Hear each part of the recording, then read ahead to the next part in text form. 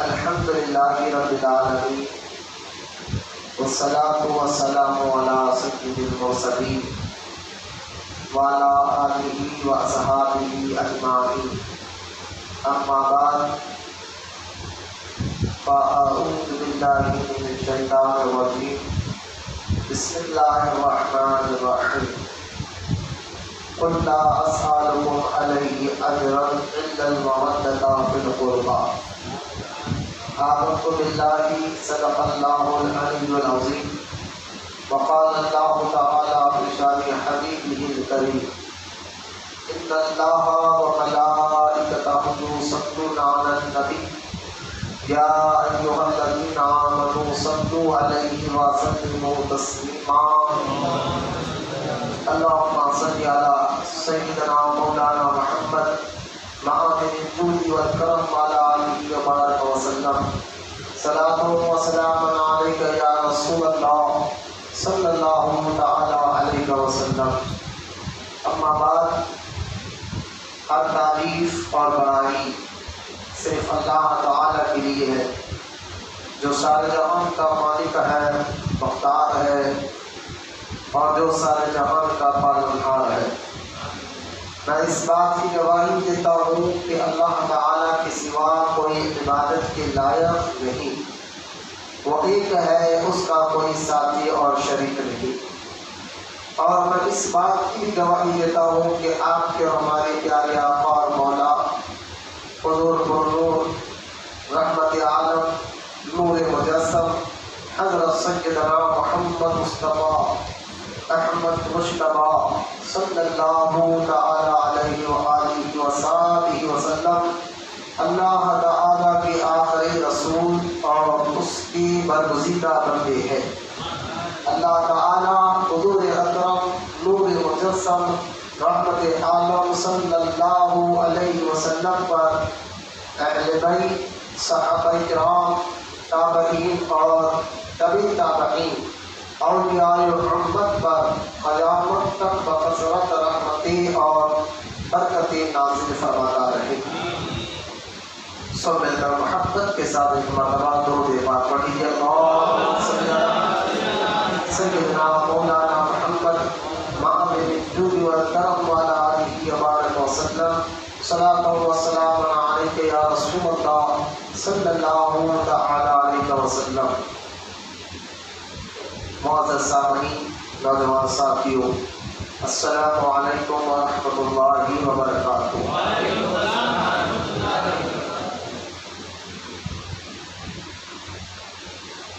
شوال کا یہ تیسرا جمعہ ہے اور تاریخ 15 ہے، تو آج کے دن کو خصوصیت حاصل ہے۔ امیر حضرت سیدنا امیر حمزہ رضی اللہ تعالیٰ جو حضور صلی اللہ تعالیٰ علیہ وسلم کے سگے چاچا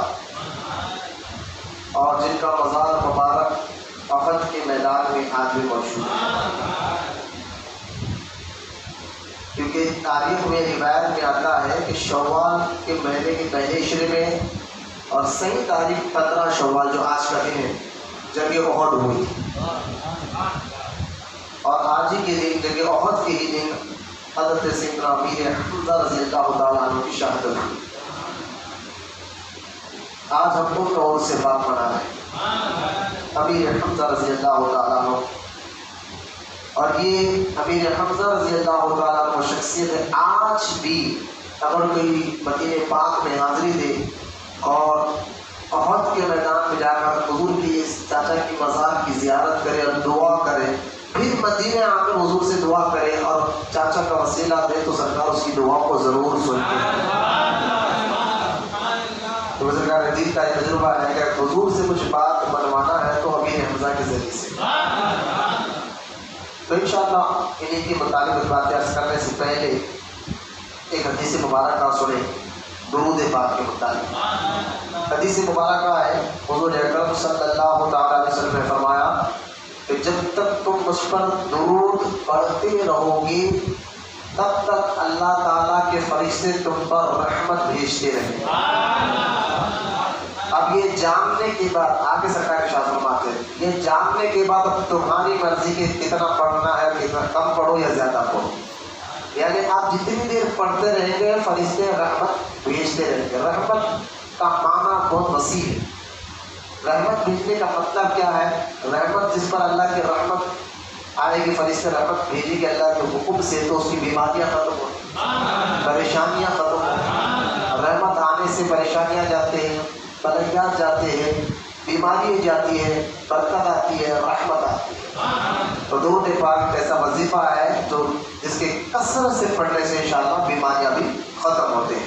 آئیے محبت اور عقیدت کے ساتھ پیارے آقا کریم صلی اللہ تعالیٰ علیہ وسلم کی بارگاہ میں درود پاک کا نذرانہ پیش کری۔ پڑھی اللہم صلی علی سیدنا مولانا محمد معادن الجود والکرم وعلی آلہ بارک وسلم، صلاۃ و سلام علیک یا رسول اللہ صلی اللہ تعالیٰ علیہ وسلم۔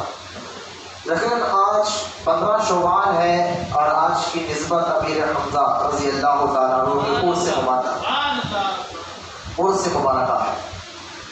امیر حمزہ رضی اللہ تعالیٰ عنہ کا مقام مرتبہ، ان کی شان و عظمت اور رفعت اس حدیث سے اندازہ لگا لیجیے۔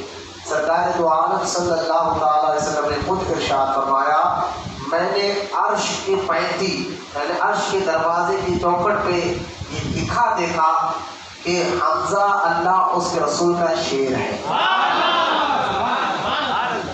یہ حدیث مبارکہ میں حضرت امیر حمزہ کے بارے میں حضور علیہ السلام ارشاد فرماتے ہیں۔ امیر حمزہ رضی اللہ تعالیٰ عنہ سے عرض کرنے سے پہلے یہ بات یاد رکھیں کہ امیر حمزہ حضور صلی اللہ تعالیٰ علیہ وسلم کے سگے چاچا ہے۔ ایک بات، حضور علیہ السلام کے والد یعنی حضرت عبداللہ کے باپ شریک بھائی ہیں،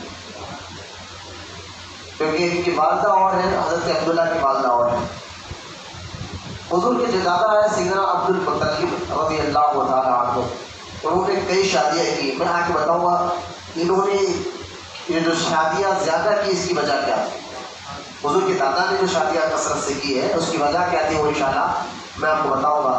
لیکن ایک بات یاد رکھیں یہ جاننے سے پہلے کہ حضور صلی اللہ تعالیٰ علیہ وسلم جس خاندان میں تشریف لے کر آئے ہیں، جس قبیلے میں جس خاندان میں ہمارے حضور تشریف لے کر آئے ہیں، تو وہ خاندان پہلے سے ہی حضور کے پیدا ہونے سے پہلے سے ہی وہ خاندان بڑا شرف والا اور عزت والا تھا پہلے سے، کیونکہ اس خاندان میں حضور کو آنا تھا، حضور کی بدرت یہ خاندان۔ اور اس خاندان کے بارے میں کیا کہیں کہ خود اللہ کے رسول صلی اللہ تعالیٰ علیہ وسلم فرماتے ہیں کہ جبریل علیہ السلام نے مجھ سے کہا کہ جب اللہ تعالیٰ نے میرے نور کو منتقل کیا تو سب سے پہلے بنو کنانہ کو چنا۔ بنو کنانہ ایک قبیلے خاندان کے نام ہے، اس میں نور رکھا۔ اس کے بعد قریش کو چنا، قریش کے بعد بنو ہاشم کو چنا، پھر بنو ہاشم میں اللہ نے مجھے پیدا فرمایا۔ یعنی اللہ تعالیٰ نے خود ایسے خاندان کو چنا، اللہ نے بات سمجھے، اللہ نے حضور کے خاندان کو چن کر اس خاندان میں حضور کو تشریف دیا۔ جس کا چننا اللہ کا ہو وہ خاندان کتنا پیارا ہوگا، وہ قبیلہ کتنا پیارا ہوگا جس کو اللہ نے اپنے محبوب کو بھیجنے کے لیے چنا ہو۔ اس لیے کہ بات پر اپنے دل و دماغ پر یہ باتیں نقش کرتے جائیے اور اس پر ذرا غور کریں، انشاءاللہ ایک وقت کی کیفیت ضرور ہے۔ تو لہٰذا حضور کا خاندان خود سرکار دو عالم صلی اللہ تعالیٰ علیہ وسلم فرماتے ہیں کہ آدم علیہ السلام سے لے کر میرے والد عبداللہ تک، آدم علیہ السلام سے لے کر میرے والد عبداللہ تک جن جن کی پشتوں میں، پشت کہتے ہیں ریڑھ کی ہڈی کو، پیٹ کی ہڈی کو، کیونکہ باپ کی پیٹ کی ہڈی میں وہ پانی ہوتا ہے، نکاح کے بعد وہ پانی حمل کی شکل اختیار کرتا ہے۔ یاد رکھنا، باپ کی پشت کی ہڈی میں پانی ہوتا ہے، نکاح کے بعد پھر وہ پانی جو ہے نا اسی پانی سے بچے کا نطفہ بنتا ہے۔ تو لہٰذا سرکار فرماتے جن جن کی پشتوں میں اللہ نے میرے نور کو رکھا، آدم علیہ السلام سے لے کر میرے والد عبداللہ تک، سب کے سب اللہ تعالیٰ نے سب کو مومن رکھا۔ خدمات مغرب کی کتاب مفتی جلال الدین امجدی صاحب نے بھی حدیثوں کو بہت گن کے لایا ہے. اس میں ایک تو سرکار کے خاندان کی سمجھیے کہ کس خاندان سے سرکار کا تعلق ہے, کس قبیلے سے تعلق ہے, اور وہ خاندان والے کیسی شان والے. اور ایک تو یہ ہے کہ سرکار فرماتے ہیں ان کی پشتوں میں, جن کی پشتوں میں میرا نور رہا, ایک تو وہ سب کے سب ایمان والے تھے, توحید والے, اور دوسرا انہوں نے کبھی آپس میں زنا نہیں کیا. میرے خاندان میں میرے والدین نے کبھی یعنی زنا نہیں کیا. پاک خاندان میں پاک لوگوں میں اللہ تعالیٰ نے اپنے محبوب کے پاک نور کو رکھا ہے. اس لیے ہر دور میں سرکار علیہ السلام کے جوانوں ذرا اس بات کو یاد رکھیں, ہر دور میں اس زمین پر کوئی بھی دور ایسا نہیں گزرا جن پر کم سے کم اس زمین پر 7 مسلمان ضرور رہے.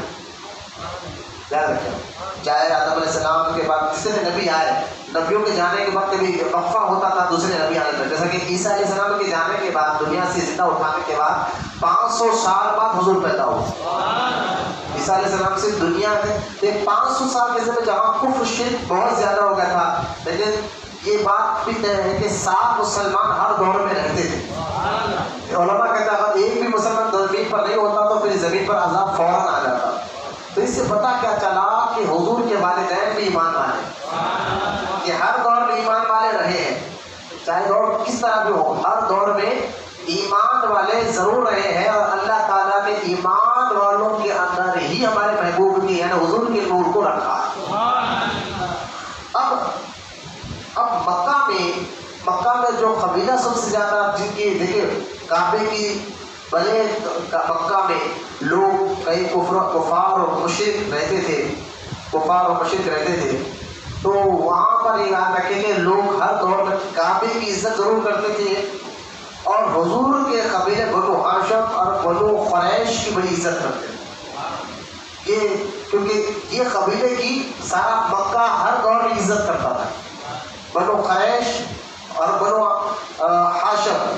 بنو قریش یہ کون ہے؟ بنو قریش اصل میں حضور کے 11ویں دادا کا نام, یہ لقب ہے. قریشی ہو تو آج کل لوگ نا ہمارے حیدرآباد دکن میں جو ہے نا وہ قصاب کو سمجھے ہیں وہ قریشی ہے. یہ حضور کے 11ویں دادا کا نام, ان کا لقب, ان کا فہد بن ملک ان کا نام تھا. فہد بن ملک حضور کے 11ویں دادا, لیکن ان کا لقب تھا قریش. اس خاندان میں حضور ہے, اور جس حضور کے جو دادا ہے, جن کی پشتوں میں حضور کا نور رہا ہے, یہ اپنے دور میں وقت کے مکے کے سردار گزرے.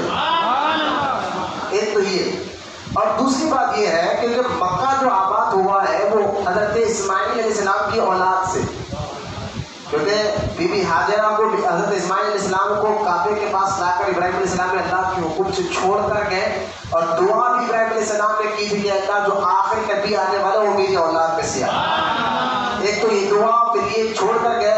تو یمن سے لوگ آئے تھے پانی تلاش کرتے کرتے مکہ میں, اور کیونکہ ابراہیم اسماعیل علیہ السلام کے ایریوں سے زمزم کا کنواں باہر آ گیا تھا, پانی کو دیکھ کر یمن کے لوگوں نے بی بی ہاجرہ سے اجازت دے کر وہاں گھر بنائے اور وہاں پر رہنے لگے. اس طرح سے وہ آبادی بڑھی, اور پھر اسی قبیلے سے ایک پاک عورت سے اسماعیل علیہ السلام کا نکاح ہوا, اور پھر یہ خاندان بڑھتا رہا, اور اسماعیل علیہ السلام کی یہ اولاد میں سے سرکار تشریف لے کر آئے. تو حضور صلی اللہ علیہ وسلم کے جد ہونا حضرت ابراہیم علیہ السلام, ان کو ابو الانبیاء بھی کہتے ہیں. حضرت نوح علیہ السلام کے بعد, آدم علیہ السلام سے لے کر ادریس علیہ السلام کے بعد نوح علیہ السلام تک, نوح علیہ السلام کے بعد جب ساری دنیا میں پانی آیا اور ساری دنیا اللہ کے سوائے نوح علیہ السلام کے کلمہ پڑھنے والے چند مسلمانوں کو چھوڑ کر, پھر انبیاء جب سب سے زیادہ اگر کسی کی نسل میں آئے ہیں, کسی کی اولاد میں آئے ہیں, تو ابراہیم علیہ السلام کی اولاد میں آئے. آسمانی قانون جتنے دنیا میں بنے ہوئے ہیں, جو یہودی اپنے آپ کو کہتے ہیں ہمارا جو قانون ہے وہ آسمانی قانون ہے, عیسائی جو کہتے ہیں آسمانی قانون ہے, چاہے وہ یہودی ہو یا عیسائی ہو, یہ سب کے سب حضرت ابراہیم علیہ السلام سے کا تعلق ضرور ہے اور ایک عزت ضرور کرتے ہیں. حقیقی تعلق کا ہمارے آقا کو ہے عزت ہونا, لیکن یہودی اور عیسائی بھی اپنے آپ کو جوڑتے ہیں ابراہیم علیہ السلام سے. تو ابراہیم علیہ السلام کی اولاد اسماعیل علیہ السلام اور ان کا خاندان اور قبیلہ جو مکہ میں تھا, تو یہودی ہو یا عیسائی ہو اس خاندان کی بڑی عزت کرتے ہیں، یاد رکھیے آپ۔ تو فہد بن مالک جو ہے فہد بن مالک جو ادھر دیکھا 11ویں دادا، حضور کے 11ویں دادا، یہ جو تھے نا ان کا لقب تھا قریش، اور قریش کہتے کس کو ہے؟ پھر کہہ رہا ہوں یہ خطاب لوگوں کو نہ سمجھیے آپ، یہ لوگ اصل میں قریش کا معنی عربی میں ہے ایسی مچھی جو سمندر میں رہتی ہو جو سب پر غالب آتی ہو، سمندر کی ایسی مچھی جو سب پر غالب آتی ہو اس کو عربی میں کہتے ہیں قریش۔ اور حضور کے 11ویں دادا کا یہ لقب تھا قریش، کہ مکے میں آپ کے جتنے دادا ہیں خاندان میں مکہ گزرے، مکے کے جتنے دادا حضور کے دادا، تو یہ خاندان کی پہلے سے عزت تھی۔ اور ایک بات، اور دوسری بات یہ کہ حضور کے خاندان، کیونکہ عرب میں ہوا یوں تھا کیونکہ یہ خاندان قبیلے بنو قریش بنو ہاشم کی عزت زیادہ تھی، تو لوگ کیا کرنے لگے اپنے آپ کو یہ جھوٹی طریقے سے یہ تسلیاں دینے لگے، بیٹا یہ منہ مت پوچھنا، باہر پوچھنا سے، اور سراج ایک گنڈی لگاؤ بولو سینے کی، اور سامنے بیٹھو، ذرا سامنے آ جائیے، ادب کے ساتھ بیٹھیے، مسجد ہے اللہ کا گھر، اپنا گھر نہیں ہے، ادب اللہ کے گھر کا کرنا چاہیے۔ تو لہٰذا یہ بات ذہن کریں آپ لوگ، میری طرف نظر رکھیں، مسجد کی آداب سکھا رہا ہوں میں اور کچھ بھی نہیں، یہ شریعت ہے اور یہاں علماء کو سکھانے کی اجازت ہے، بولنے کی اجازت ہے۔ تو لہٰذا فہد بن مالک رضی اللہ تعالیٰ عنہ جو حضور کے 11ویں دادا، ان کا لقب قریش تھا، اور قریش کا معنی میں نے آپ کو الحمدللہ بتا دیا، کیونکہ یہ بنو قریش بنو ہاشم ان کو اللہ تعالیٰ نے چنا ہے، انہیں کے خاندان میں حضور کو بھیجا ہے، تو پہلے سے یہ عزت والا گھرانہ تھا۔ اور ابراہیم علیہ السلام کی تو عزت سارے یہودی بھی کرتے تھے اور نصرانی بھی کرتے تھے، تو لہٰذا ایک دور ایسا ہے مکہ میں کہ ہر کوئی اپنے آپ کو کہنے لگا میں قریشی ہوں، میں ہاشمی ہوں کہنے لگا، تو قریش اپنے آپ کو، حالانکہ ان کا تعلق اس خاندان سے نہیں ہوتا تھا، لیکن وہ اپنے آپ کو عزت دلانے کے لیے اپنے آپ کو جوڑنے کی کوشش کرتے تھے۔ تو لہٰذا حضور صلی اللہ علیہ وسلم کی عمر مبارک 13 یا 14 سال کی عمر تھی، اور یاد رکھیے خاندان اور قبیلہ یہ ایسی چیز ہے جو آپ کی مزاج میں ضرور آتا ہے، اس لیے سرکار نے دعا دیکھیے بھائی، اگر کوئی آپ کے خاندان میں یا آپ کے باپ یا آپ کے نسب میں اگر خرابی نکال دے تو یہ بہت بڑے عیب کی بات ہے، یوں سمجھے کہ جیتے جی انسان کو خودکشی ہو گئی کہ آپ کو عیب، جیسا کہ حدیث مبارکہ میں آتا ہے، صحیح مسلم کتاب النظام میں حدیث مبارکہ موجود ہے کہ حضور صلی اللہ تعالیٰ علیہ وسلم کو تکلیف ہوتی تھی کس بات کی؟ زید بن حارثہ رضی اللہ تعالیٰ عنہ، کہ زید بن حارثہ کون تھے؟ یہ ہم تمام مسلمانوں کی ماں بی بی خدیجہ الکبریٰ رضی اللہ تعالیٰ عنہ کے غلام تھے۔ میں حضور کے خاندان ہی کی بات کر رہا ہوں، میرا ٹاپک امیر حمزہ ہی، اگر ایک بیک گراؤنڈ کو سمجھیں کہ حضور کے خاندان کو تو امیر حمزہ بھی آپ کو سمجھ جائے، ذرا غور کریے۔ حضرت زید بن حارثہ رضی اللہ تعالیٰ عنہ، یہ جو ہے نا ان کو لوگ مکہ میں تانے دینے لگے کہ زید بن حارثہ کے بیٹے تھے اسامہ بن زید، اسامہ بن زید کے بیٹے، اور زید بن حارثہ بی بی خدیجہ الکبریٰ کے غلام تھے، پھر بی بی خدیجہ کا نکاح حضور سے ہوا تو حضور کو انہوں نے یہ غلام دے دیا، اور سرکار نے کو اتنا پیار اور لاڑ سے پالا زید بن حارثہ کو کہ لوگ مکہ میں حضور کے لاڑ اور پیار کو دیکھ کر کہتے تھے کہ یہ محمد کے بیٹے ہیں، اتنا لاڑ اور پیار سے زید بن حارثہ کو سرکار نے پالا کہ لوگ کہتے ہیں یہ محمد کے بیٹے۔ تبھی قرآن میں ماکانا آیت جو آیت مبارکہ ختم نبوت کی آیت مبارکہ نازل ہوئی کہ یہ محمد عربی تم مردوں میں کسی کے باپ نہیں ہے، اس اللہ تعالیٰ نے جو قرآن میں آیت اتارا اس لیے اتارا تھا کہ مکے کے لوگ حضور کا لاڑ اور پیار کو زید بن حارثہ کے ساتھ دیکھ کر کہتے تھے کہ ایک ہی کے بیٹے ہیں، تو اللہ تعالیٰ نے قرآن میں آیت اتار دی محمد عربی تم مردوں میں کسی کے باپ نہیں ہے، یعنی تمہاری طرح عام نہیں ہے۔ اب یہاں زید بن حارثہ پھر ان کے والدین بھی ایک بار ڈھونڈتے ڈھونڈتے ان کو پتہ چلا تھا کہ بچپن میں جو ہمارا بیٹا گم گیا تھا وہ مکہ میں اس وقت محمد ربی صلی اللہ علیہ وسلم کے غلام میں وہاں پر ہے، تو زید بن حارثہ کے والدین آئے تھے ان کو لینے کے لیے مکہ، اور سرکار سے آ کر کہنے لگے یہ بچپن میں ہمارے سے گم ہو گئے تھے اور ہمیں معلوم ہوا کہ وہ بچہ آپ کے پاس ہے، تو سرکار نے فرمایا تھا وہ زید تو میرے پاس ہے، اگر وہ جانا چاہیں تو میں ہنسی خوشی آپ یہاں سے لے کر چلے جائیں، مجھے اس کی بدلے کچھ اجرت نہیں چاہیے، کچھ پیسہ نہیں چاہیے. لیکن زید بن حارثہ نے اپنے ماں باپ کے ساتھ جانے کا صاف انکار کیا، کہا کہ جو پیار مجھے حضور سے مل رہا ہے ماں باپ سے بھی زیادہ میں آپ کے ساتھ. تو خیر یہ زید بن حارثہ ہے، ان کا نکاح ہوا تھا ام ایمن کے ساتھ. زید بن حارثہ کا نکاح حضور نے کرایا تو ام ایمن کے ساتھ، اور ان سے ایک بیٹا ہوا تھا اسامہ بن زید. تو مکے میں لوگ جو ہے کہاں دے رہے تھے کہ زید اسامہ بن زید، زید کے بیٹے اسامہ یہ زید کے بیٹے نہیں کہاں دیتے تھے کیونکہ ان کا میاش نہیں کرتا.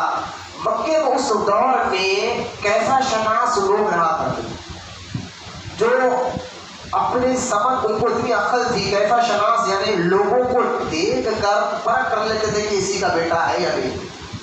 آج بھی دیکھیں آپ، پہلے دور میں لوگ آسمانوں کو دیکھ کر جو ہے، کیونکہ ترقی آ گئی تو ہم تھوڑا سست بھی ہو گئے. پہلے جو ہے نا، اگر کسی کے آج کے دور میں سائنس اتنی ترقی کر لی ہے، اگر کسی کا بیٹا پہچاننا ہے تو DNA ٹیسٹ نکل گیا. DNA ٹیسٹ کے ذریعے پتا چلتا ہے کہ اس کا بیٹا ہے یا نہیں ہے.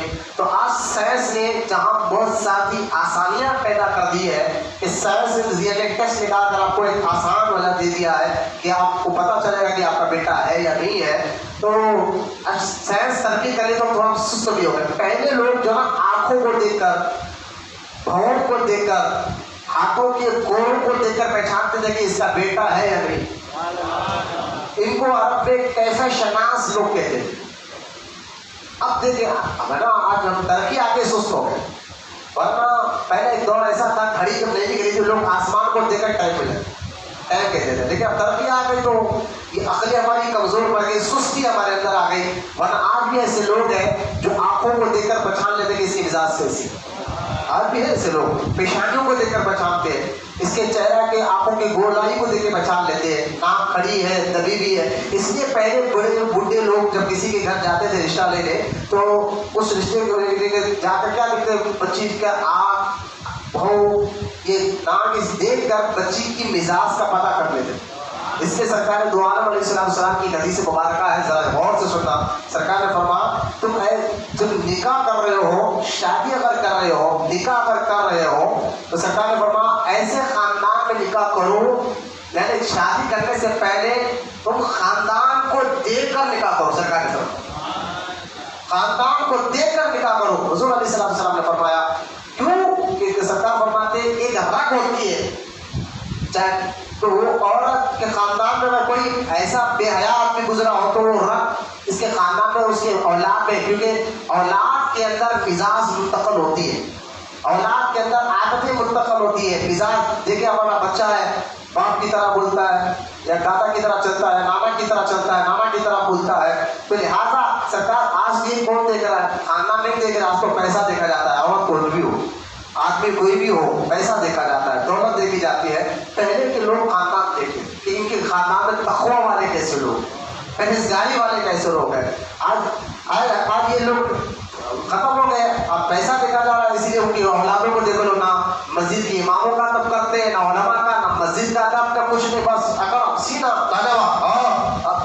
تو یہ خاندان پہ خون آتا ہے، یہ رگ آتی ہے، پھڑکتی ہے. سرکار اس سے فرماتے خاندان کو دیکھ کر نکاح کرو. بولو سبحان اللہ. کیونکہ مزاج آتی ہے اولاد کے اندر، رگ پھڑکتی ہے تمہارے اندر. اگر کہیں نہ کہیں تمہارے خاندان میں بدماشی تھی کسی میں تو وہ بچوں میں ضرور منتقل ہوتی ہے. خاندان کو دیکھ کر نکاح کرنا چاہیے، یہ سرکار کی حدیث مبارکہ ہے. لیکن آج لوگ اگر کسی مسجدوں کا ادب نہیں، علماء کا ادب نہیں، مشائخ کا ادب نہیں کرتے تو سمجھ جاؤ کہ خاندان میں ضرور کچھ نہ کچھ خرابی ہے. اللہ ہم سب پر رحم فرمائے.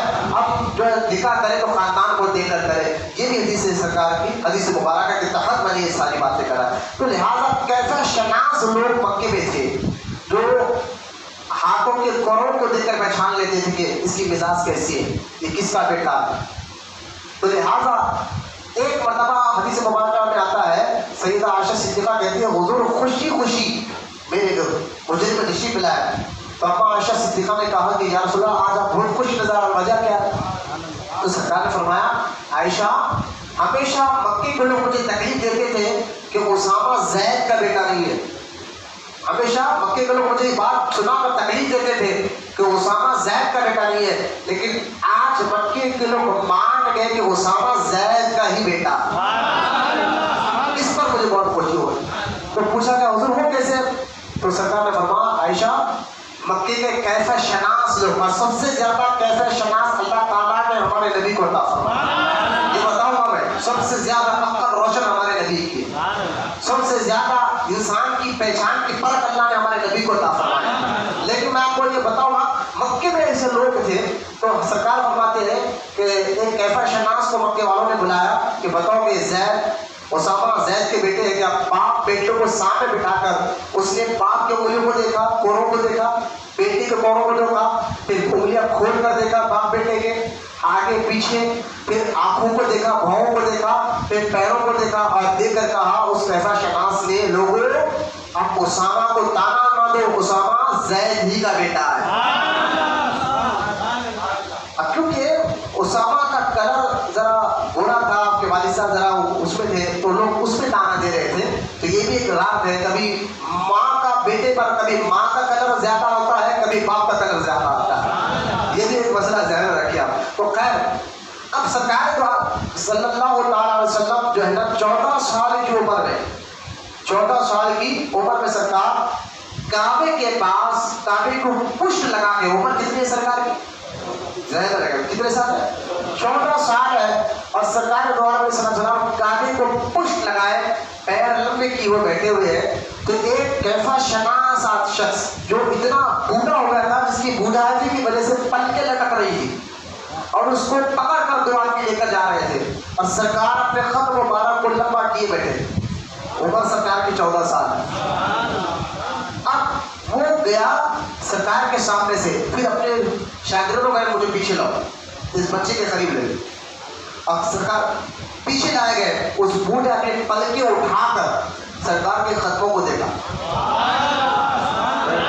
حضور کے خطبوں کو دیکھا، حضور کی عمر 14 سال ہے، خطبوں کو دیکھا اور دیکھ کر کہنے لگا واللہ میں دیکھ رہا ہوں اس کے ختم اور مقام ابراہیم میں جہاں ابراہیم علیہ السلام کے ختم لگے ہوئے ہیں، اس کا نشان ہے، اس سے میچ ہو رہا ہے، یہ ابراہیم کا بیٹا، یہ ابراہیم کا بیٹا ہو سکتا۔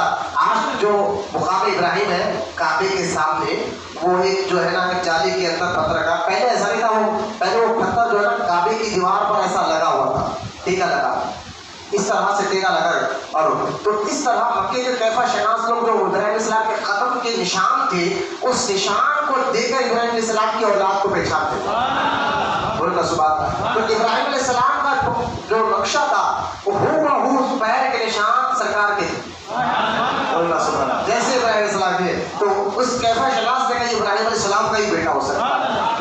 اسی طرح حضور کے داداؤں کے بارے میں آتا ہے، عبد المطلب کے بارے میں آتا ہے، حضرت ہاشم کے بارے میں آتا ہے، اور حضور کے چاچا حضرت امیر حمزہ کے بارے میں آتا ہے، جیسا ابراہیم علیہ السلام کا سینہ مبارک تھا، بڑے مبارک کی جو تاریخ میں آیا ہے، وہ ہوا حضور کے دادا اسی میں موجود ہے، یہ میرے حضور کا خاندان ہے، اسی خاندان میں تو میرے آقا علیہ السلام تشریف لے کر آئے۔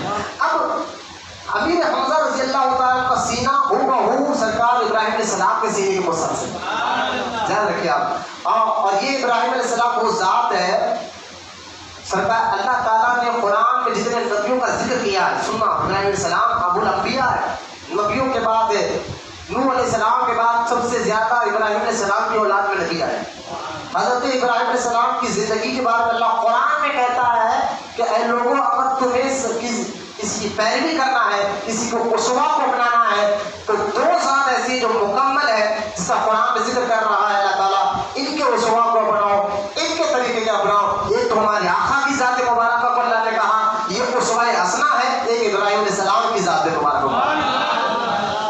تو یہ ابراہیم علیہ السلام کی اولاد کے بارے میں پہلے سے یہ مشہور تھا کہ آخری نبی اسی خاندان میں آئے، اور اس بات کی پرکھ ہو گئی تھی آپ کے دادا عبد المطلب کو، بولنا سبحان اللہ۔ آپ کے دادا جو حضور کے دادا عبد المطلب تھے، یہ سمجھ گئے تھے کہ اوپر کے داداؤں سے سنتے بھی آ رہے تھے کہ جو آخری نبی آنے وہ ہماری اولاد ہی میں سے آئے، کہ ہم ابراہیم کی اولاد علیہ السلام، یہ جان چکے تھے۔ تو عبد المطلب رضی اللہ عنہ جو حضور کے دادا ہیں، انہوں نے زیادہ دیکھا اس لیے کیا اور جب بھی نکاح کرتے تھے تو ایسی غیر نکاح کرتے تھے جو خاندان دیکھ کر اور جو خاندان اوپر جا کر آپ کے خاندان سے مل جاتا تھا، ایسے خاندان کی لڑکی سے آپ نکاح کرتے تھے. تو لہٰذا عبد المطلب کو یہ آثار لگ گئے تھے، معلوم ہو گیا تھا بھائی اچھے سادے کے ابر ہے، ابر کو دیکھ کر آثار محسوس ہو گیا کہ بارش ہو سکتی ہے. تو طوفان آنے سے پہلے کچھ آثار آ جاتے ہیں کہ بھائی اس سے طوفان آ سکتا ہے، بارش ہو سکتی ہے. تو کوئی چیز آنے سے پہلے اس کے آثار ہم کو محسوس ہو جاتے ہیں. اسی طرح حضور کے آنے سے پہلے آپ کے دادا کو یہ آثار محسوس ہو گیا تھا کہ آنے والے آقا اب یا تو میری اولاد میں ہوگا یا میرے بیٹے کے بیٹا ہوگا. یہ آپ کو معلوم ہو چکا تھا. عبد المطلب آثار ایسے بتا رہے تھے، حالات ایسے بتا رہے تھے عبد المطلب کو. آپ نے بارہا کہا جو آخری نبی یا تو میرا بیٹا ہوگا یا میرے بیٹے کا بیٹا ہوگا. اس لیے آپ کے دادا عبد المطلب نے زیادہ ایک سے زیادہ نکاح کیے. اسی طرح جب سرکار دو عالم علیہ السلام کے والد حضرت عبداللہ کا نکاح آپ نے بی بی آمینہ کے ساتھ کیا. بی بی آمینہ کے ساتھ کون؟ عبد المطلب نے اپنے بیٹے عبداللہ کا نکاح جو حضور کے والد ہیں عبداللہ کا نکاح بی بی آمینہ کے ساتھ کیا. اور بی بی آمینہ کے بارے میں آتا ہے مکی میں دو عورتیں طاہرہ کے نام سے لقب تھے. طاہرہ پاکیزہ، ایک بی بی خدیجہ دوسری بی بی آمینہ. پہلے سے کا لقب طاہرہ تھا، پاکیزہ تھا. تو بی بی آمینہ کے ساتھ حضرت عبداللہ کا نکاح کرایا اور آپ کے دادا عبد المطلب. اور خود اسی وقت میں اسی جگہ پہ آپ نے اپنا بھی نکاح کیا عبد المطلب نے حضرت بی بی آمینہ کے سگی چاچا کی بیٹی سے. بی بی آمینہ کی سگی چاچا کی بیٹی کے ساتھ. بی بی آمینہ کے والد کا وہب ہے، وہب کے بھائی کی بیٹی کے ساتھ عبد المطلب نے اپنا نکاح کیا اور بی بی آمینہ کے ساتھ اپنے بیٹے عبداللہ کا نکاح کیا. سنیں ایک ہی وقت میں دو نکاح ہو رہے، باپ اور بیٹے کا. بی بی آمینہ کے ساتھ اپنے بیٹے کا نکاح کرا رہے عبد المطلب. یہ حضور کے دادا ہے. بولے سبحان اللہ. خدا کی قسم اگر آپ تصویر میں یا عبد المطلب پڑھتے رہو گے نا تو اللہ تعالیٰ ان کے وسیلے سے آپ کی بلاؤں کو ٹلا دے. بولتے کہ حضور کے دادا ہے. بولے سبحان اللہ. ان کے کئی واقعات میلاد کے مہینے میں سنتے رہتے عبد المطلب کے. عبد المطلب نے ایک ہی وقت میں اپنا بھی نکاح بیٹے کا بیٹے کے ساتھ عبداللہ کے ساتھ نکاح کیا بی بی آمینہ کا، اور حضرت بی بی آمینہ کی چاچا کی بیٹی کے ساتھ نکاح خود کیا. ابھی دو نکاح ہو رہے، بی بی آمینہ سے جو حضور ہے اور چاچا کی بیٹی کے ساتھ حضرت امیر حمزہ پیدا ہو. امیر حمزہ رضی اللہ عنہ، کیونکہ آپ انہی کی یاد بنا رہے ہیں امیر حمزہ رضی اللہ عنہ. اس لیے حضرت امیر حمزہ کے بارے میں آتا ہے کہ امیر حمزہ اور سرکار دو عالم صلی اللہ تعالی علیہ وسلم دونوں ایک عمر میں. بعض روایت میں آیا کہ 2 سال حضرت امیر حمزہ حضور سے بڑے تھے، لیکن علماء نے تحقیق کر کر کہا کہ نہیں ایک ہی عمر تھی سرکار کی اور امیر حمزہ کی. تو لہٰذا اب دیکھیے بی بی آمینہ سے حضور تشریف لے کر آئے اور آپ کی بہن کی بیٹی کے ساتھ چاچا کی بیٹی کے ساتھ آپ کے دادا نے کہا ان سے امیر حمزہ پیدا ہوا رضی اللہ تعالیٰ. تو لہٰذا امیر حمزہ کے ایمان لانے کا واقعہ بھی بڑا زبردست. پہلے سے آپ جو ہے نا بڑے طاقتور تھے اور آپ جو ہے نا شتر مرخ کا جو ہے نا جو فوجی جو آزاد پہ تھے لوہے کا جو ڈریس ہوتا ہے جنگوں میں جا کے پہلے کے اس لوہے کے ڈریس کے اوپر جو لوہے کی ٹوپی رہتی ہے اس ٹوپی پر امیر حمزہ رضی اللہ تعالیٰ عنہ شتر مرخ کا پر لگاتے ہیں. یہ جو آج لوگ آپ اکثر سیریلوں میں دیکھا ہوگا کہ ایک بڑا وزیر ہے اور اوپر ایک پر لگاتا ہے، یہ عرب سے آیا ہے.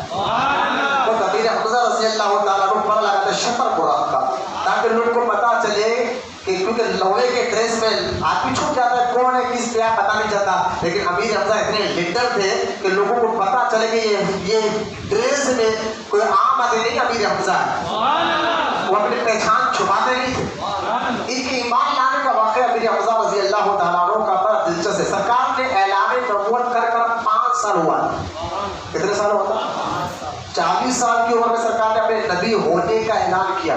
نبی تو پہلے ہو چکے تھے، نبوت کا اعلان کیا. ٹھیک ہے، اعلان نبوت کیا 40 سال کی عمر میں. اور 3 سال یا 5 سال ہو گیا تھا اعلان کرنے کے بعد. اور مکے والے بہت زیادہ تکلیف پہنچا رہے تھے سرکار کو. ایک مرتبہ ہوا کہ ابو جہل نے سرکار کو سر پھوڑا. ایک روایت میں آتا ہے ایک روایت میں آتا ہے کہ آپ کے گلے مبارک پر چادر کو کھس کر مارا کہ سرکار کی سانس ہو. اب کیا معاملہ کیا؟ دیکھیے امیر حمزہ شروع سے بہت بڑے پہلوان اور جسمانی اعتبار سے بڑے مضبوط، اور ایسے تھے کہ مکے کے بڑے بڑے پہلوان خود امیر حمزہ سے ڈرتے تھے، خود ابو جہل ان سے ڈرتا۔ امیر حمزہ رضی اللہ تعالیٰ عنہ جو ہے گئے شکار پر گئے ہوئے تھے، اور یہ معاملہ حضور کے ساتھ آیا، اور جب وہ واپس آئے تو مکے والوں نے کہا کہ آپ کو جانتے ہیں کہ بھتیجے کے ساتھ ابو جہل نے کیا کیا؟ تو کسی نے کہا امیر حمزہ نے کیا کیا؟ پوچھا تو ان کا سر پھوڑ دیا گیا ہے، لیکن اس بات ہے کہ نبی کو گلے کو دبایا گیا۔ امیر حمزہ نے سننے میں آیا کہ میرے بھتیجے محمد کے ساتھ ابو جہل نے ایسا کیا کہ سیدھا گھر نہیں گئے، ابو جہل کے گھر پر گئے۔ ابو جہل کے گھر پر گئے، دروازہ کھٹکھٹایا امیر حمزہ رضی اللہ تعالیٰ، اور دروازہ کھٹکھٹایا، ابو جہل کا دروازہ کھولا، ہاتھ میں تلوار تھی، اس کے پیچھے کا حصہ تھا پٹ تھی، اور دروازہ کھولا اور بولنا تھا، مارے مار کو اس کا سر پھوڑ دیا، ابو جہل کا سر پھوڑ دیا اپنے امیر حمزہ نے، بول کر کہا تیری ہمت کیسے کہ میرے بھتیجے محمد کو مارے صلی اللہ علیہ وسلم، آپ نے اس کا سر پھوڑ دیا ابو جہل کا، اور وہ ڈر کے مارے دروازہ لگا دیا۔ سوچے کتنا، اور امیر حمزہ واپس آئے اپنے بھتیجے کے بارے میں، حضور کی بارگاہ میں آئے، آ کر کہنے لگے میرے بھتیجے ڈرو، میں نے تمہارا بدلہ لے لیا، آپ خوش ہو؟ میں نے ابو جہل کا مار کر سر پھوڑ دیا، خوش ہو؟ سرکار علیہ السلام نے فرمایا چاچا خوشی تب ہوگی جب آپ کلمہ پڑھو۔ سرکار نے فرمایا مسکرا کہ چاچا خوشی تب ہوگی تب آپ کلمہ پڑھو گے۔ کہا بھتیجے لا آج میں بھی کلمہ پڑھتا ہوں، میں نے تیری مزاج کو دیکھا ہے، تیری عادتوں کو دیکھا ہے، غلط ہو ہی نہیں سکتا، تیری باتیں غلط ہو ہی نہیں سکتی ہے، آپ ہاتھ لا۔ اسی وقت امیر حمزہ نے سرکار دعا صلی اللہ تعالی وسلم کی بارگاہ میں کلمہ پڑھا، ایمان لائے، ایمان لانے کے 4 یا 5ویں دن فاروق اعظم ایمان لائے۔ امیر حمزہ رضی اللہ تعالیٰ عنہ جب ایمان لے کر آئے تو اب جب دیکھا کافروں نے، مکے کے مشرکوں نے کہ یار امیر حمزہ بھی ایمان لا لیے، اب کیا کرے؟ تو فاروق اعظم کو چڑھا، فاروق اعظم، کیونکہ اس وقت فاروق اعظم کی طاقت پہلوانی مکہ میں اتنا مشہور تھی کہ آپ بھاگتے ہوئے سواری کو چڑھتے تھے، گھوڑے کو بھاگ کے چڑھانا، اور جسمانی طور پر فاروق اعظم اتنے مضبوط تھے، پڑھنا جانتے تھے، لکھنا جانتے تھے، بڑے زبردست نوجوان تھے، اور جو ہے نا جو مکے میں جو بازار لگتا تھا، جو کشتیاں ہوتی تھی سال میں ایک بار، ہر وقت اس کے چیمپئن بن چکے فاروق اعظم، ایمان آنے سے پہلے کشتی کے اس میدان کے نمبر 1 پہلوان تھے، آپ سے کوئی جیت ہی نہیں سکتا تھا فاروق اعظم رضی اللہ عنہ۔ یہ آپ کی جسمانی، فاروق اعظم کو لوگوں نے چڑھا دیا، اب فاروق اعظم کو جب غصہ آیا تو بولے آج تو میں کام تمام کر کر آؤں گا، یہ صرف غصہ تھا، سنا سنی باتوں پر آ گیا، غصہ تھا، تحقیق نہیں تھی، اسی لیے سنا سنی باتوں میں کبھی نہیں آنا چاہیے جب تک تحقیق نہ کرے۔ اب سنا سنی باتوں میں آپ کو چڑھا دیں گے، اب آپ کو کچھ بھی امیر حمزہ وغیرہ ہو چکے تھے، اب کون جائے نام پر تو فاروق اعظم کو چڑھا دیا گیا، اور فاروق اعظم غصے سے آ رہے تھے، راستے میں آپ کو پتا چلا کہ ان کی بہن اور بہنیں، فاروق اعظم کی بہن اور بہنیں یہ دونوں ایمان لا لیے ہیں، تو آپ نے کہا محمد نبی صلی اللہ علیہ وسلم کو تو بعد میں دوں گا، پہلے اپنے گھر گئے، اپنی بہن کو مارا، بہنیں کو مارا، مار کر خون میں لطف کر دیا، تو جو بہن کبھی آنکھ میں آنکھ نہیں ملاتی تھی، وہ بہن نے آنکھ میں آنکھ ملا کر کہا تھا اپنے بھائی فاروق اعظم سے، کہا تھا اے عمر مار مار کر جان بھی لے لے کے تب بھی رسول کا دامن نہیں چھوڑے۔ تو فاروق اعظم نے کہا یار اتنی جو وقت لے کر آ گئی، کبھی زندگی میں تو مجھے آنکھ میں آنکھ ملا کر بات ہی کرتی تھی، اتنی ہمت آ گئی، یہ ہمت، یہ جرأت، یہ دین، یہ جذبہ کہاں سے؟ اپنے اسلام سے، تم میرے آنے سے پہلے کچھ پڑھ رہی تھی؟ بولے وہ قرآن پڑھ رہی تھی، اس نے کہا فاروق اعظم کا ایمان نہیں لایا، کہا قرآن تو بتا، کہا پہلے آپ پاک ہو جائیے، غسل کر کر آئے، اور فاروق اعظم نے قرآن پڑھا، اور قرآن کی ہر آیت سے آپ کی آنکھوں سے آنسو جاری لے پڑھ رہے تھے، آنکھوں سے آنسو جاری بھی ہو رہے تھے، دل صاف ہوا۔ فاروق اعظم نے کہا بہن سے ابھی لے چل، میں حضور کے ہاتھ پر ایمان لاؤں گا۔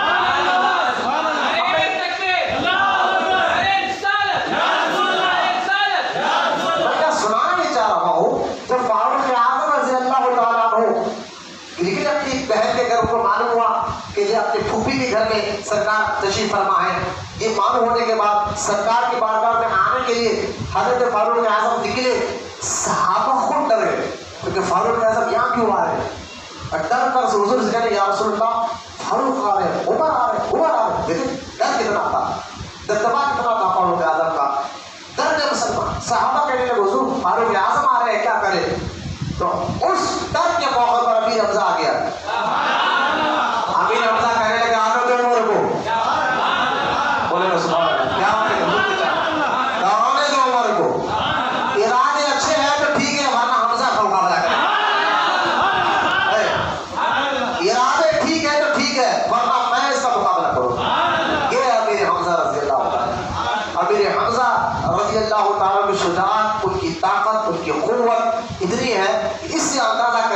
سرکار خود فرماتے ہیں میں نے عرش کی پینٹی پر لکھا دے گا کہ حمزہ اللہ کا بھی شیر ہے اور رسول کا بھی شیر ہے. عرش کی پینٹی پر جس میں سرکار فرما رہے ہیں میں نے لکھا دیکھا. یہ حضرت ابی حمزہ رضی اللہ تعالیٰ کو شجاعت قوت طاقت ہے. جب سرکار مکہ چھوڑ کر مدینہ چلے گئے اور مدینہ میں جانے کے بعد بھی کفار مشرک ستانے لگے تو حضور کو معلوم ہوا کہ ابو جہل کئی کروڑ، اس دور کی مثال دے رہا ہوں آج کے دور کی، لیکن اس دور کے حساب سے اگر آج کا حساب لگائے تو کروڑوں روپے کا ملکیت مال لے کر ابو جہل ملک شام سے مکہ جا رہا تھا اور جو روڈ کا راستہ ہے وہ بدر کے طرف سے ہوتے ہوئے مکہ آتی ہے. ابو جہل مال لے کر جا رہا تھا اور مکے کے سارے امیر لوگوں کا مال اس کے پاس تھا، پیسہ اس کے پاس تھا، وہ مکہ جا رہا تھا. تو سرکار نے کہا کہ ایک کام کرو چچا، میرے ابو جہل اب جانے والا ہے، اس کو روکو اور روک کے اس کو بولو بھائی ہم مکہ چھوڑ دیے، مکے کی ساری پراپرٹی ہم نے چھوڑ دی، زمینیں چھوڑ دیے، گھر بار چھوڑ دیے، پھر بھی تم لوگ ہمیں تکلیف کیوں دے رہے ہیں، پھر بھی ہمیں کیوں ستایا جا رہا ہے، لہٰذا آپ اس کو روکو اور کہو کہ ہم تم اپنی جگہ خوش رہو، ہم اپنی جگہ ہیں، ہمیں تکلیف نہ دے. اب چاچا سے سرکار نے فرمایا امیر حمزہ سے چاچا اب تو جاؤ گے. اور اس وقت ابو جہل کے ساتھ 300 باڈی گارڈ تھے. کتنے تھے؟ 300 باڈی گارڈ تھے. اور وہ باڈی گارڈ تھے پھر ساتھ باڈی گارڈ اتنے تھے کہ اندر گھیرا ڈالے ہوئے تھے، پھر اندر کتنے ساتھ تھے وہ اندازہ نہیں کر سکتے بیچ میں. اور 300 باڈی گارڈ کے ساتھ ابو جہل آ رہا تھا سارا مکہ جمع لے کر. اب سرکار چاچا سے اس کو سرایہ امیر حمزہ کہتے ہیں. دیکھیں ایک ہوتا ہے غزوہ، ایک ہوتا ہے سرایہ. تو لفظ یاد رکھیں، غزوہ اس کو کہتے ہیں جس میں حضور خود گئے، جس جگہ کو حضور خود گئے اس کو غزوہ کہتے ہیں. اور سرایہ اس کو کہتے ہیں جو حضور نے کہ اپنے صحابہ کو بھیجا. تو سب سے پہلے غزوہ سے پہلے امیر حمزہ کا سرایہ ہوا. خود سرکار نے امیر حمزہ کو بلا، چاچا کو بلا، کیا کرے ایسا ایسا مسئلہ ہے. تو امیر حمزہ نے فرمایا ابو جہل جا رہا تھا 300 روپئے کے ساتھ آپ مجھے 30 بندے دے دیں، 30 بندوں کو دے دیں میں لے جاؤں گا. تو سرکار نے فرمایا چاچا 30 بندے کافی ہو گئے، وہ 300 کے ساتھ جا رہا ہے. تو ہم نے فرمایا یا رسول اللہ میں تو چاہتا ہوں اکیلا جاؤں، میں تو چاہتا ہوں کہ اکیلا جاؤں، کہ 30 بھی میرے لیے بہت ہے. اب امیر حمزہ 30 صحابہ کو لے کر اس راستے پہ جا کر ڈیرا ڈال کر بیٹھ گئے جس راستے سے ابو جہل مان لے کر. اب دور سے دیکھا کہ کچھ لوگ بیٹھے ہیں اور اس کے ابو جہل کے ساتھ ایک بوڑھا آدمی تھا جو ذرا حق بات کرنے میں مشہور تھا. وہ دونوں طرف بھی وہ بوڑھا آدمی ابو جہل کے ساتھ تھا. تو اس بوڑھے آدمی نے دور سے دیکھا اور دیکھا ابو جہل نے بھی دیکھا کہ کچھ لوگ بیچ راستے میں ڈیرا ڈال کر بیٹھے، بیچ راستے میں ڈیرا ڈال کر بیٹھے. اور جب قریب ابو جہل نے دیکھا تو یہ تو حمزہ ہے، بولو سبحان اللہ، امیر حمزہ ہے 30 آدمیوں کے ساتھ، اور ابو جہل کے ساتھ 300 ہے. 30 آدمیوں کے ساتھ امیر حمزہ بیٹھے ہیں اس راستے میں. اور جب بیٹھے تو جو نا ابو جہل بھی ڈرا، ابو جہل تو ڈرا ہی ڈرا، 300 کے 300 پہلوان ڈر گئے. سامنے کوئی اور نہیں، حضور کے چاچا امیر حمزہ بیٹھے ہوئے، بولو رسول اللہ. ایک آدمی سے 300 باڈی گارڈ ڈر رہے ہیں. یہ میرے سرکار کے چاچا امیر حمزہ، ہاں یہ چاچا حضور کے چاچا ہے. اور دیکھیں حضرت عباس کے بھائی ہے اور سرکار مولا کائنات علی مرتضیٰ رضی اللہ تعالیٰ عنہ سے رتبے کے فضیلت میں امیر حمزہ بڑے ہیں. کیونکہ امیر حمزہ حضرت عباس جو حضور کے چاچا، یہ بھی حضرت عباس جو حضور کے چاچا ہے، یہی مولا کائنات اپنے چاچا باپ کا درجہ رکھتا نا، یہی مولا کائنات علی مرتضیٰ اپنے چاچا حضرت عباس کا ہاتھ بھی چما کرتے تھے اور پیر بھی چما کرتے تھے. آج امیر حمزہ کے بعد اب دور سے دیکھا ہے کہ یہ تو حمزہ ہے. تو اس بوڑھے آدمی کو مجھے نے کہا دیکھو ان سے بات تم کرو، تم انصاف کی بات کرو، تم کرو، میں تو جا نہیں سکتا. پورے پہلوان کر کے اس بوڑھے آدمی نے امیر حمزہ سے بات کرنے کے لیے آئے. تو امیر حمزہ نے فرمایا دیکھو ہم ایک بات کر رہے ہیں، میرے سرکار نے فرمایا ہے کہ ہم مکہ چھوڑ دیے پھر بھی تم مدینے میں سکون سے رہنے کیوں دے رہے؟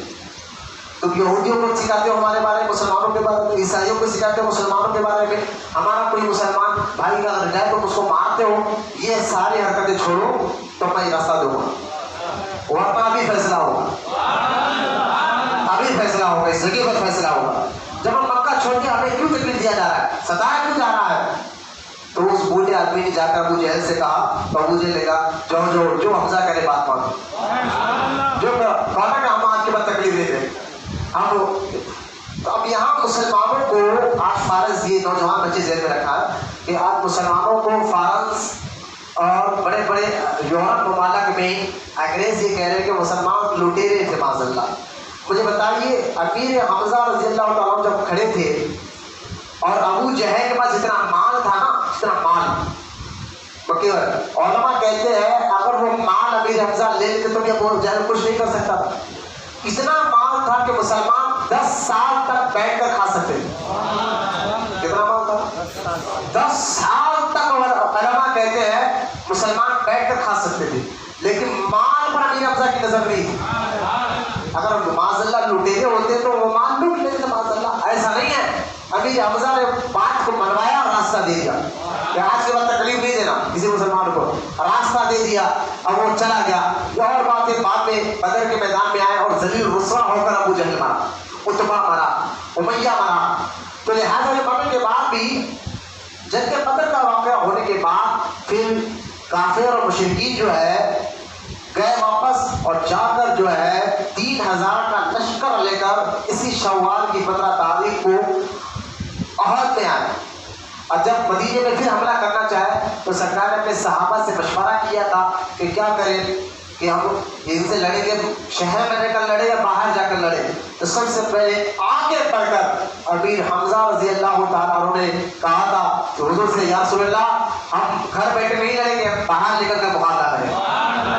امیر حمزہ کا یہ مشورہ تھا کہ ہم باہر نکل کر یہ مقابلہ کریں گے. اور کفار اس وقت 3000 دشمن کو لے کر آ رہے تھے اور مسلمان کی تعداد 1000 تھی، اور 1000 میں سے 300 راستے میں سے بھاگے ہوئے منافقین تھے. بچے کتنے؟ 700 مسلمان. 1000 مسلمان منافقین، 1000 میں سے 300 مسلمان منافقین تھے. اور وہ آگے راستے میں سے بھاگ کر آ گئے. کیوں؟ کیونکہ وہ چاہتے تھے کہ مسلمان ہار جائے، لیکن اللہ تعالیٰ نے مسلمانوں ہی کو مقابلے کیا. اور احد کا اتنا خطرناک معرکہ، احد کا آپ تاریخ پڑھے گا بھی وقت نہیں ہے بھائی، کیونکہ حالات کے اعتبار سے ہم جلدی بات ختم کر رہے ہیں، ورنہ 2:30 بجے تک بیان کرتے تھے. میں احد کے بارے میں بتاتا کتنا خطرناک معرکہ تھا. اسی جنگ میں سرکار دو عالم صلی اللہ تعالی وسلم کے دندان مبارک کچھ لوگ چھڑے، پورا دانت شریف نہیں. بعض روایت کہتا ہے کچھ لوگ کہتے ہیں کہ سرکار کے پورے دانت مبارک چھڑ گئے تھے. ایسا نہیں سامنے کے، بلکہ سامنے کے دانت کے کچھ کوڑے وہ چھڑے تھے. اور جب چھڑے تھے بھائی کسی کے دانت اگر چھڑ جائے سامنے سے تو چہرہ ایک دم بگڑ جاتا ہے بندے کا. دانت نکل، دانت سے خوبصورتی ہے، چہرہ بگڑ جاتا ہے. لیکن میرے آقا علیہ السلام کے دانت کی کوڑ ایسا چھڑے نکلے، علماء کہتے ہیں، صحابہ کہتے ہیں پھر چہرہ اور زیادہ میرے آقا کا خوبصورت نظر آیا. دانت ایسا دکھ رہا تھا کسی نے اس کو جھاڑ کر اس کو باریک کر دیا. تو ایک تو یہ، اور اسی جنگ احد کے جنگ میں سرکار کے دندان مبارک کے کچھ کوڑے جھڑے تھے. ایک تو یہ. دوسرا اسی جنگ میں سرکار کے جو سرکار لوہے کا ٹوپی پہنے ہوئے تھے اور اس کے راڈ لگے ہوئے تھے، ایک پتھر آ کر لگا، لوہے کے راڈ جو ہے نا ایک سرکار کے گال مبارک میں پھنس گیا تھا. یہ احد کے میدان میں گال مبارک کے اندر پھنس گیا ایک راڈ، اور جو لوہے کے ڈریس کا جو ٹوپی کا حصہ تھا جب دھسا تو ایک صحابی دوڑتے ہوئے آئے اور سرکار کے اس راڈ کو نکالنے کے لیے انہوں نے ہاتھ نہیں لگا، سرکار کو تکلیف پہنچی، ہاتھ نہیں لگایا، طاقت نہیں لگائی، اپنے دانتوں کو بھی نہیں، اپنے ہونٹوں سے پکڑا اس کو. دانت ایسا نہیں، یہ ہونٹ سے پکڑا اس راڈ کو اور کھینچے ایسا کہ آپ کے خود کے دانت چھڑ گئے. صحابی رسول کے خود کے دانت چھڑ گئے اور راڈ نکلنا تھا، خون کے فوارہ نکلا.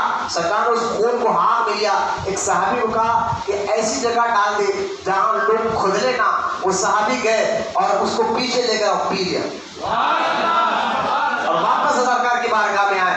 سرکار نے کہا کہ کیا کیا آپ نے کھولے؟ حضور آپ نے کہا تھا ایسی جگہ ڈالو جہاں لوگ کھدلے نہ، تو میں نے دیکھا کہ کہیں ایسی جگہ ہے نہیں تو میں نے خود پی لیا. تو سرکار نے یہ کہا خود پینا حرام ہے، یہ کیا تم نے کر دیا؟ میں تو تمہیں نماز سکھانے آیا تھا، میں تمہیں تو روزہ سکھا رہا تھا، یہ کون بنا؟ سرکار نے ایسا نہیں کہا. سرکار مسکرا کر کہنے لگا اگر کسی کو جنتی دیکھنا ہے تو اس کو دیکھنا. یہ عشق عرب سے ہی آیا ہے، یہ ادب، یہ تعظیم عرب کے لوگوں سے ہی آیا ہے. بس ہے آج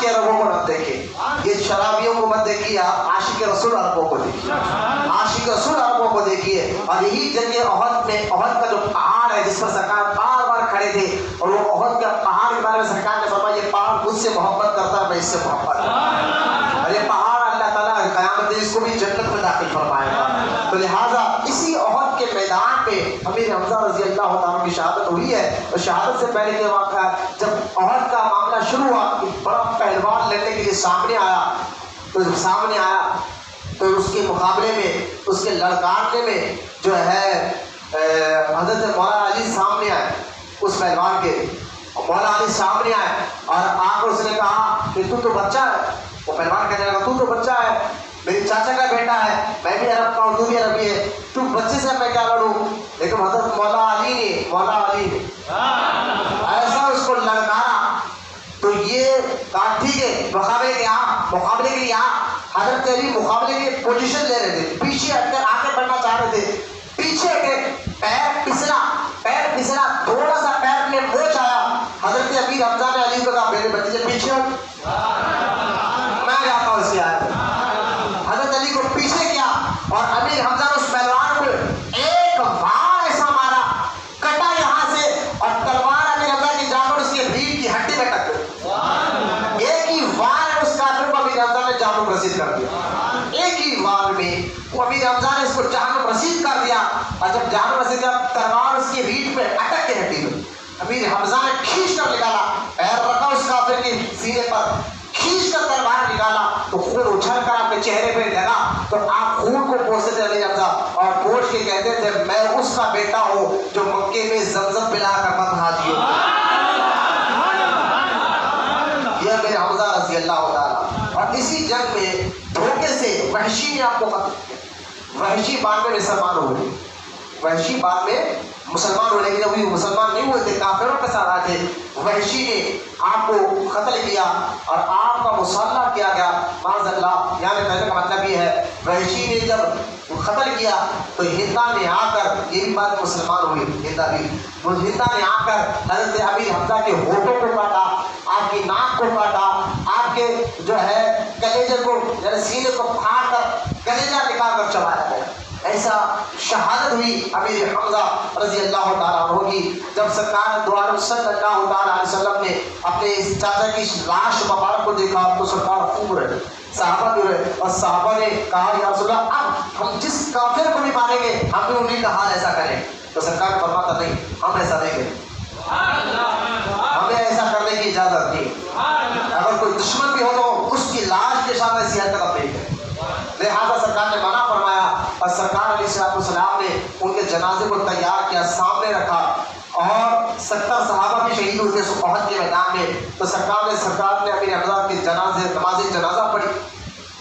نماز جنازہ پڑھنے کے بعد سرکار نے کہا کیا آپ کے جنازے کو ہٹایا نہیں سامنے، کہا کہ ان کے جنازہ ایسی ہو، ان کے ساتھ دوسرے صحابی کے جنازہ کرو. ان کا جنازہ پڑھا، ان کو ہٹایا، دوسرے کا پڑھا، ان کو ہٹایا. اس طرح آپ نے 70 صحابہ کے جنازہ پہ نماز پڑھی، لیکن امیر حمزہ کے جنازے کو وہیں رکھا. اس طرح امیر حمزہ کے جنازہ حضور پہ 70 مرتبہ پڑھا. یعنی امیر حمزہ رضی اللہ تعالیٰ، حمزہ کہتے ہیں شیر کو، امیر حمزہ رضی اللہ تعالیٰ عنہ خوش نصیب حضور کے چاچا اور ایسے صحابی ہے کہ سرکار علیہ السلام نے ان کے نماز جنازہ 70 مرتبہ پڑھی، 70 مرتبہ پڑھی ہے. تو لہٰذا یہ صحابہ جنازہ رکھتے جو صحابی آتے، میں سمجھتا ہوں اس صحابی کے ساتھ میں سب کو اللہ بخش دے گا. اب جنگ احد میں جہاں آپ کی مزار مبارک ہے، اسی مزار کے اندر آپ کے بھانجے عبداللہ بن حجش بھی ہیں، اور امیر عبد الماخو اور بھانجے حضور امیر حمزہ اور ان کے بھانجے دونوں ایک ہی قبر میں اور ان کے لگا. اور ان کے پیتی مصعب بن عمر کی مزار مبارک امیر حمزہ کے قدموں میں. عبداللہ بن حجش جو ہے یہ حضرت امیر حمزہ کے بھانجے بھی ہونا تھا. تو خیر انہیں دونوں ماموں بھانجے کے مزار ہے. جب سرکار نے ان کی تصویر کی تو سرکار نے دعا صلی اللہ علیہ وسلم کیا. یہ عادت پاک تھی کہ سرکار اپنے چاچا کی مزار پر ہر سال وہ اسی تاریخ کو جاتے تھے جس تاریخ کو کہ آپ کی شہادت ہوئی. یعنی سرکار کی عادت تھی کہ سرکار اپنے چاچا کی اس خبر کی زیارت سال میں ایک بار، جس سال جو تاریخ کو آپ شہید ہوئے تھے اسی تاریخ کو ہر سال میں سرکار پابندی کے ساتھ جایا کرتے. یہاں سے سال میں ایک بار ولی کے عرس منانے کی دلیل ملتی ہے. اگر کوئی بولے سال میں ایک بار کسی ولی کی اسی تاریخ کو یہ جامع کہاں سے ثابت ہے تو کہنا کہ امیر حمزہ کے مزار پر سرکار سال میں ایک بار اسی تاریخ کو جاتے تھے. یہ امیر حمزہ رضی اللہ تعالیٰ عنہ کا مقام مرتبہ. اگر سرکار کی دنیا سے جانے کے بعد چاروں خلفاء ابو بکر صدیق، حضرت عمر، حضرت عثمان غنی اور مولا علی بھی، اور بعد میں مولا علی تو ہجرت کر مدینے سے کوفہ آ گئے، لیکن جب تک مدینے میں رہے مولا کائنات بھی اور خود حضرت ابو بکر، حضرت عمر بھی سال میں ایک بار امیر حمزہ کی زیارت کے لیے جاتے ہیں. اور یہاں تک کہ طیبہ، طاہرہ، عابدہ، زاہدہ بی بی فاطمہ زہرا رضی اللہ تعالیٰ عنہ کے بارے میں آتا ہے کہ آپ اپنے چاچا کی مزار پر بار بار جایا کرتے ہیں. ہر جمعرات کو بی بی فاطمہ امیر حمزہ کے مزار پر جاتے ہیں. یہ حدیثوں میں آیا کہ ہر جمعرات کو بی بی فاطمہ خود امیر حمزہ کی مزار پر جاتی اور وہاں جھاڑو مارتی، صاف صفائی کرتی. یہاں سے جمعرات کو مزار، بزرگوں کی مزار پر آنا بھی ثابت ہوا اور وہاں صاف صفائی کرنا بھی ثابت ہوا. یہ امیر حمزہ رضی اللہ تعالیٰ کا آج کا کورس اس لیے بزرگان دین کہتے ہیں اگر حضور سے کوئی بات بنوانا ہو تو چاچا کی مزار پر چلے اور وہاں معرضہ رکھ کر جو مدینے میں لا کر دعا کرتے سرکار اس کی دعا کو ضرور قبول. چاچا کے وسیلے سے جو دربار میں آتا ہے، اس لیے کئی بزرگان آج بھی ڈائریکٹ مدینے نہیں جاتے. اگر مدینے گئے تو حضور کے روزے پر نہیں جاتے، پہلے احد کے میدان میں جاتے ہیں، حضور کے چاچا کے پاس جا کے دعا کرتے، ان کا وسیلہ لے کر پھر حضور کی بارگاہ میں جاتے. یہ آج بھی کئی بزرگوں کا روز ہے. آج کا دن تھا احد کے میدان ہوا، امیر حمزہ رضی اللہ تعالیٰ عنہ کی شہادت ہوئی آج کے میں. کیونکہ ایک بزرگ کا واقعہ جو تو ساری چیزیں سمجھ میں آتی.